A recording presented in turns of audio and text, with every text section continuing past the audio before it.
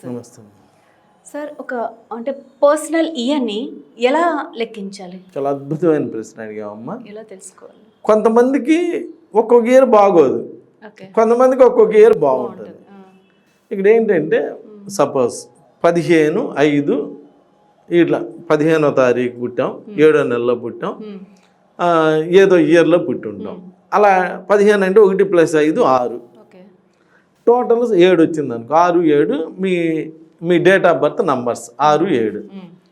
ఇప్పుడు మీరు ఏదైనా పని చేసేటప్పుడు ఒకవేళ జాబ్కి వెళ్ళాలనుకుంటున్నారు, జాబ్కి చేయాల్సిన టైం వచ్చినప్పుడు ఇయర్ నెంబర్ కౌంట్ చేస్తే అంటే 15/7/2026 ఎలా ఉన్నది, దట్ ఈజ్ పర్సనల్ నంబర్. ఇప్పుడు 2026 కొట్టినప్పుడు 15/7/2026 కొట్టినప్పుడు 6 వచ్చింది అనుకో. నీ డేట్ ఆఫ్ బర్త్ ఎంత? 6. ఈ ఇయర్ నెంబర్ ఎంత వచ్చింది? 6. నీ పనులు అయిపోతాయి, పెళ్ళిళ్ళు అయిపోతాయి, ఉద్యోగాలు వస్తాయి, ఇల్లు కొనుక్కుంటారు, నీ పనులన్నీ అయిపోతాయి. అలానే ఇయర్ నెంబర్ 7 వచ్చింది అనుకో, నీ పనులన్నీ అయిపోతాయి. ఎందుకని? నీ డెస్టినీ 7 కాబట్టి.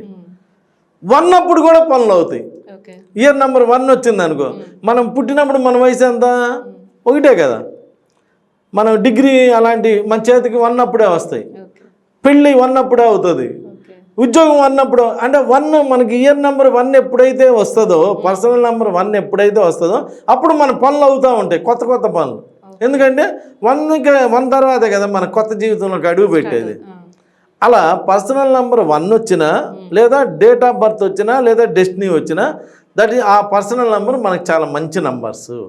సపోజ్ మనం 6వ తారీఖు పుడితే పర్సనల్ నెంబర్ 3 వచ్చింది అనుకో, ఆ ఇయర్ మనకు చాలా జాగ్రత్తగా ఉండాలి. సపోజ్ ఎలక్షన్లో పోటీ చేస్తున్నారు, ఆ ఇయర్ 3 వచ్చింది అనుకో, కొంచెం డ్రాప్ అవడం చాలా మంచిది. ఏదైనా మంచి మంచి ప్రయత్నాలు చేసేటప్పుడు డ్రాప్ అవడం మంచిది. ఇయర్ నెంబర్ కూడా మనిషి మీద చాలా ప్రభావం చూపించిద్దమ్మా. ఇయర్ నెంబర్ని బట్టే మన లైఫ్ అనేది జరగడం జరుగుతుంది. నమస్కారం. ధన్యవాదాలు సార్.